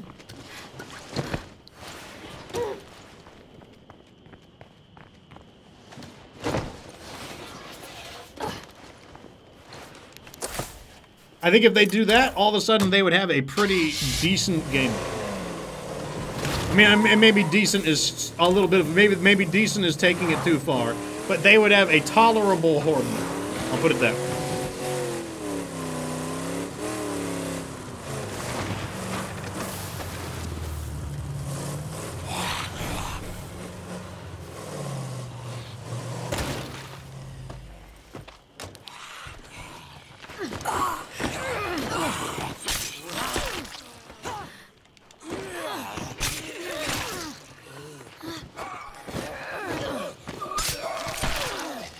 Okay, nice and clear.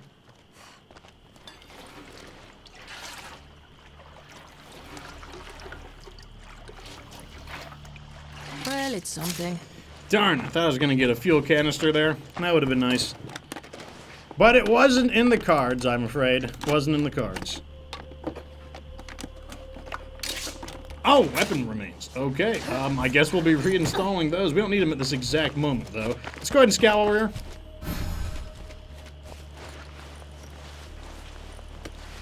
Zenmaster says, have you ever let someone borrow something of yours and they end up breaking it?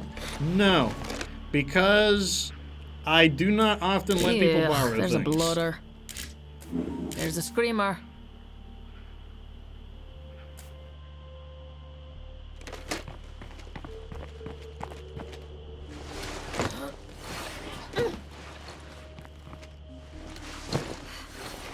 TSG says he agrees. Yes, I think the problem with Daybreak is that it has basically all the worst things about a Horde mode, and then none of the good things about a Horde mode, and none of the good things about State of Decay 2. In fact, in a lot of ways, Daybreak isn't really State of Decay 2 at all, because when you think of State of Decay, yeah, sure, there's zombies and there's fighting, but there's base building, there's adding mods, plug-in mods, there's stuff like upgrading your base, recruiting people into your community, building a community, and like you have all those things, and Daybreak has none of that.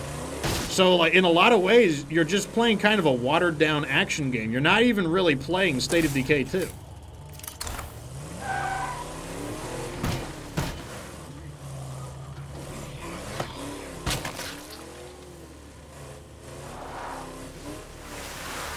And then on the other hand, it has all the worst aspects of a Horde mode. Like, what is bad about a Horde mode? Well, repetition, of course. Like, Horde modes are bad when they're very repetitive. Horde modes are bad when they're very grindy.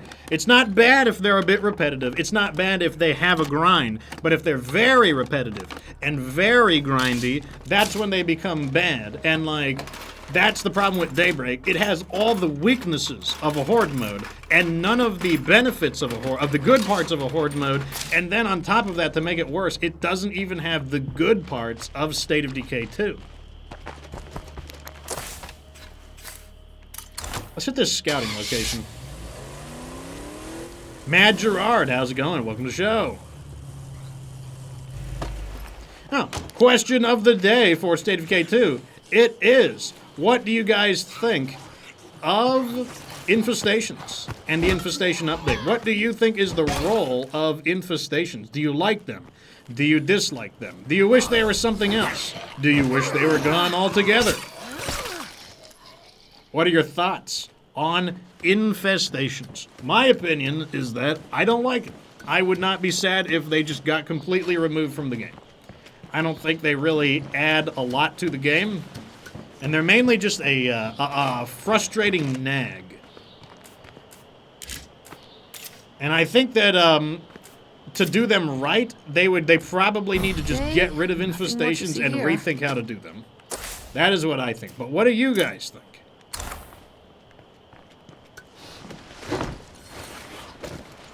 Ortho says that Infestations solely exist to annoy me. They can certainly do that. Mad Gerard says that he agrees. PJ says the Infestations suck. They're just a chore. Yeah, I agree. Like, and I feel like, I always tell people that I feel like I am on the same wavelength in the community. And like, these are things that tell me. Oh, I didn't even see that, Farrell.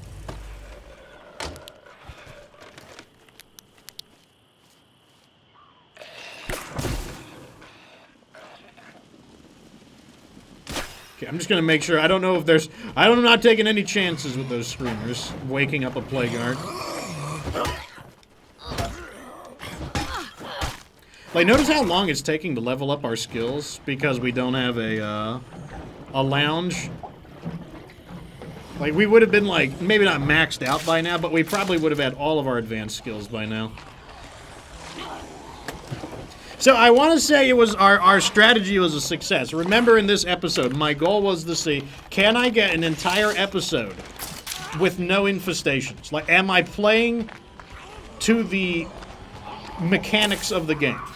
The whole question I said was, if I kill all of the awakened plague guards and there are no more awakened plague guards, they're all sleeping, will there be no more infestations? And the answer appears to be yes. We have been playing for nearly 2 hours, and I have not seen a single infestation. Let me see if there's any hidden. Threat level 0. That means there are no infestations anywhere on the map. So I think, so far, I think it's safe to say that my strategy is working. And that means if the update goes live in the same way it is right now, that'll be an important strategy for a lot of you guys. Like, if you're tired of dealing with infestations, it also possibly means that okay, we're not zombie. The way to get rid of infestations forever is actually to leave some of the plague guards alive and just never wake them up. Because apparently, if you kill all the plague guards, then infestations just generate randomly. But, theoretically, someone says that it's possible that infestations can wake up randomly. If that's not true, then theoretically it means you could kill all of the plague hearts but one, and leave one plague heart asleep, somewhere isolated, somewhere random in the map that you don't care about, and just never go there. And leave it asleep forever. And it's possible, as long as nothing wakes it up, then you'll have no infestations. Hey, over there. We have a problem, and we need help. Now. We were attacked by raiders. They took our surgeon.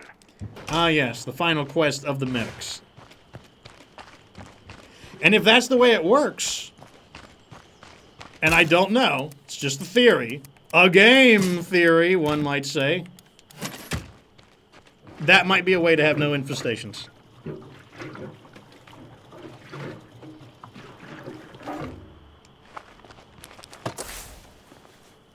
Okay, let's head back. Oh, what is this? Oh, sheriff right away. Yeah, because if you could find an infestation that's just kind of in the middle of nowhere, because it's not surprising if that's the case. There's typically one infestation that's just kind of like just off on its own, and you know, make sure it's a place where there's not a lot of loot, so you never have to go there. And then what you could do is just never disturb it, never awaken it, and it'll be asleep. And that means the blood plague will technically never go away because the plague hearts are not all killed, and that could potentially mean no more infestations.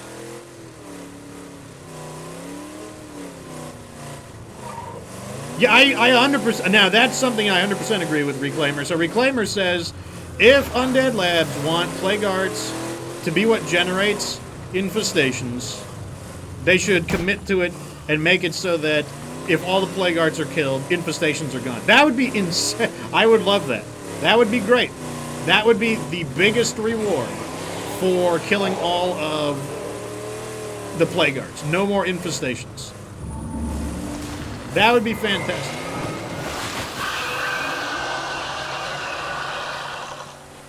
Because that's what I want. What I want is a way, you know, if there's these things called infestations in the game, what I want is a way to just get rid of them once and for all. Like, I don't know what I'd have to do, but I just want them gone. It's just like an infestation in real life. You know, if you get ants, you just want them gone. And if they're not gone forever, you want them gone for a very long time. Found another empty one. Like, nobody has fun repeatedly doing chores.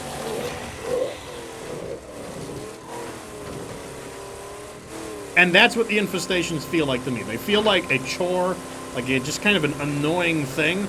I don't think they make the game hard. I think they make the game annoying. Like, if you took infestations out of State of Decay, I don't think Lethal Zone would be any much easier. It wouldn't be easier in a relevant way. Like, basically, if you could not beat Lethal Zone before, not having infestations would not mean you could beat it now.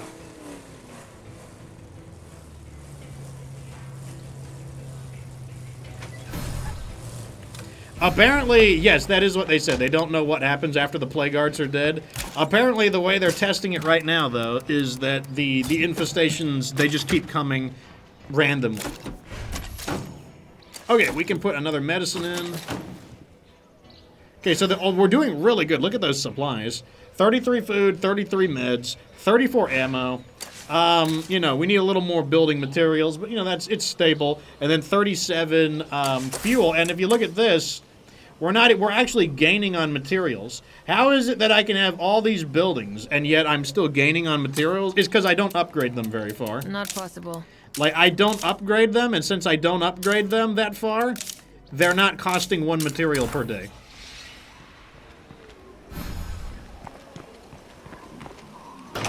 So my strategy is... Okay, I'll explain the strategy here. The strategy is... apparently we've got a fight.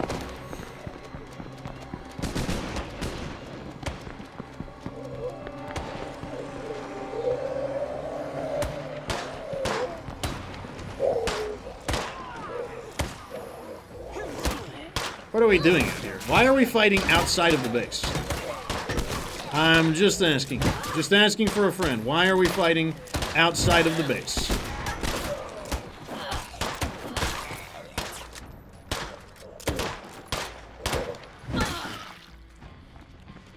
Alright, so this was the theoretical strategy I had for tackling this difficulty, and it seems like my strategy, my theoretical strategy, is working exactly the way I planned. The plan was, so we started here, and what we would do is systematically destroy the plague guards one area at a time. So instead of, basically, I will ignore quests over here. I'm not going over here. If a quest appears over here, too bad. If a quest happens over here, too bad. If a quest happens over here, too bad. If a quest happens in this area or this area, too bad. What I do is I am gonna systematically destroy the plague guards area to area because I will wake them up and then I'll destroy them, and that means they're all asleep. All the ones that woke up are destroyed, and now I'm free to loot all of this without any infestations, and then I can migrate to the next area. So now I'm over here. There were about 6 or 7 plague guards here. I destroyed all of them, and you saw in this stream that I was able to suck up all of the loot from this area. And now look at us. We're doing really good. We've got 2,300 parts. We got tons of food, tons of medicine, tons of ammo. We're doing really good. And what we are doing is just systematically destroying them. And what we're not doing is I'm not going to get lured into here to wake up plague guards. I'm not going to get lured over here. I don't care who needs help. I am not going to get lured somewhere, because if I wake up plague guards here, and I wake up plague guards here, that's when it's going to be super, super annoying. So basically, we are just systematically destroying, and what I'm doing is I am spreading like a human infection. The zombies spread their zombie infection through infestations. I spread the human infection through enclaves. So I am spreading around the area as well by using this ability. So what I'm doing is I am getting rid of the zombies, and I am infesting the zombies' territory with humans. What I'm going to do is terrorize the zombies. I am using terror tactics against them. What we are going to do is we are going to grab the zombies and bite them and infect them with the human disease. And what will happen is if a zombie is bitten by a human, they have a limited amount of time to get the best zombie medical treatments possible, because after a period of time, they will die. And when a zombie dies after being bit by a human, they come back as the living. And then the living will overrun the zombies. And that's exactly what's happening now. The zombies are being overran by the living humans. That's what we're doing. So the strategy worked. We did not face a single infestation this entire stream. We've been streaming for about 2 hours and 3 minutes. Not a single infestation. So I'm very, very happy about this particular strategy. As you can see, we are also infecting the land with the living disease and driving the zombies from the area. We've destroyed 7 plague guards. So eventually we will drive all the zombies away, because the zombies, they have not invested in very good medical. So when they get the human disease, they typically just die and come back as humans. Just the way it is. They weren't a very big fan of human horror movies. They thought that human horror was like they thought human survival games and human movies were fake. But it turns out they weren't. Humans are real, and they can bite you, and they will infect you with a human disease and turn you into the living after you die. So it's like, that's the zombies' fault. They should have taken it more seriously. Shark Hoodie guy says, Fox, is there still a limit on the enclaves? Yes, there is. And nobody's heard shit. Now the deal, though, is that a lot of these guys are going to get kicked out. To get a good a lot of them will not have very good benefits. So as I kick out the ones that don't have good benefits, I will reposition them around the map. Yeah, the cap is like 12, 15, somewhere around there. It's a lot. You can get a lot of them, let me tell you. So the newest one, they're over here. Yeah, those guys are just going to have to chill over there. They'll be fine. Anyways, that is going to be the end of today's stream. While I've got your attention, some announcements. The first thing to know is right over here. This is the countdown. I will be streaming in 20 minutes, 7 Days to Die. That is at 7:30 p.m. If you're looking for more State of Decay, come back Thursday. This countdown will tell you when I'm streaming next. The next stream for State of Decay will be Thursday at 5 p.m. Eastern Time. That's GMT -5. So if you want to know when I'm streaming, just come back to the channel and it'll tell you. Now, one thing to know, Tuesday, Wednesday, Thursday is a temporary thing. I did not stream Monday because of Christmas. Next week, it is going to be Monday, Tuesday, Wednesday. That's the way it's going to work. Also, I need everyone's help. If you haven't done it yet, click this Fox VODs link and subscribe to the Fox VODs channel. I don't need help too frequently, but this is one thing that I just can't do it myself. It's like I cannot get to 1,000 subs on my own. That's all I care about. Once I get to 1,000 subs, I don't care if this channel stays at 1,000 subs for another 10 years. I just got to get to 1,000 because I cannot qualify to become a partner with Google until I get to 1,000 subs. And as long as I'm not a partner, then I don't make anything off these videos. And that makes me sad.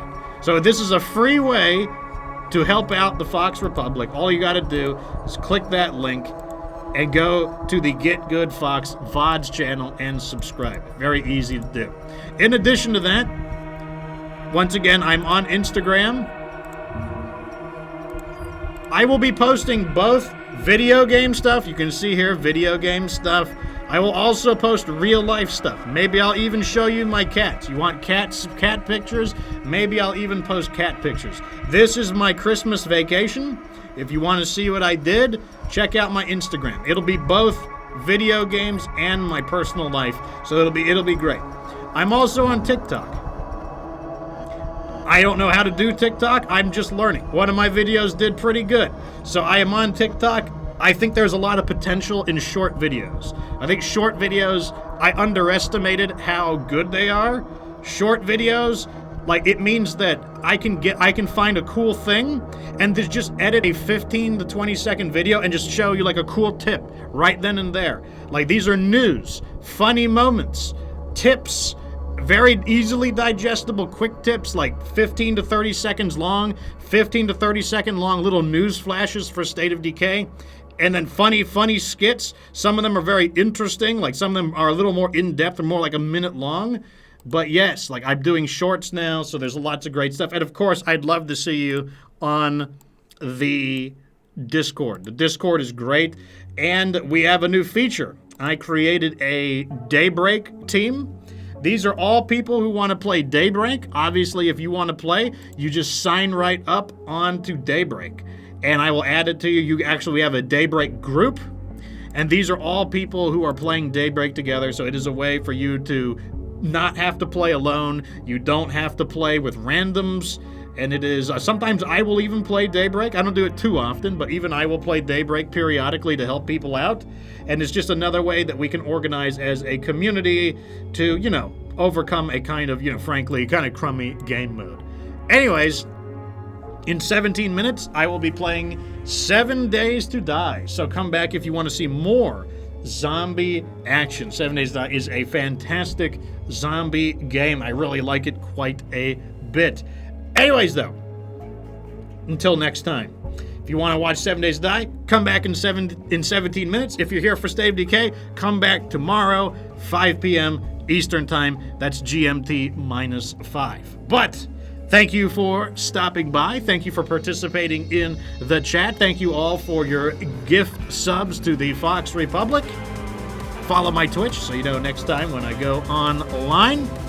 But of course, remember that you don't have to be good to get good.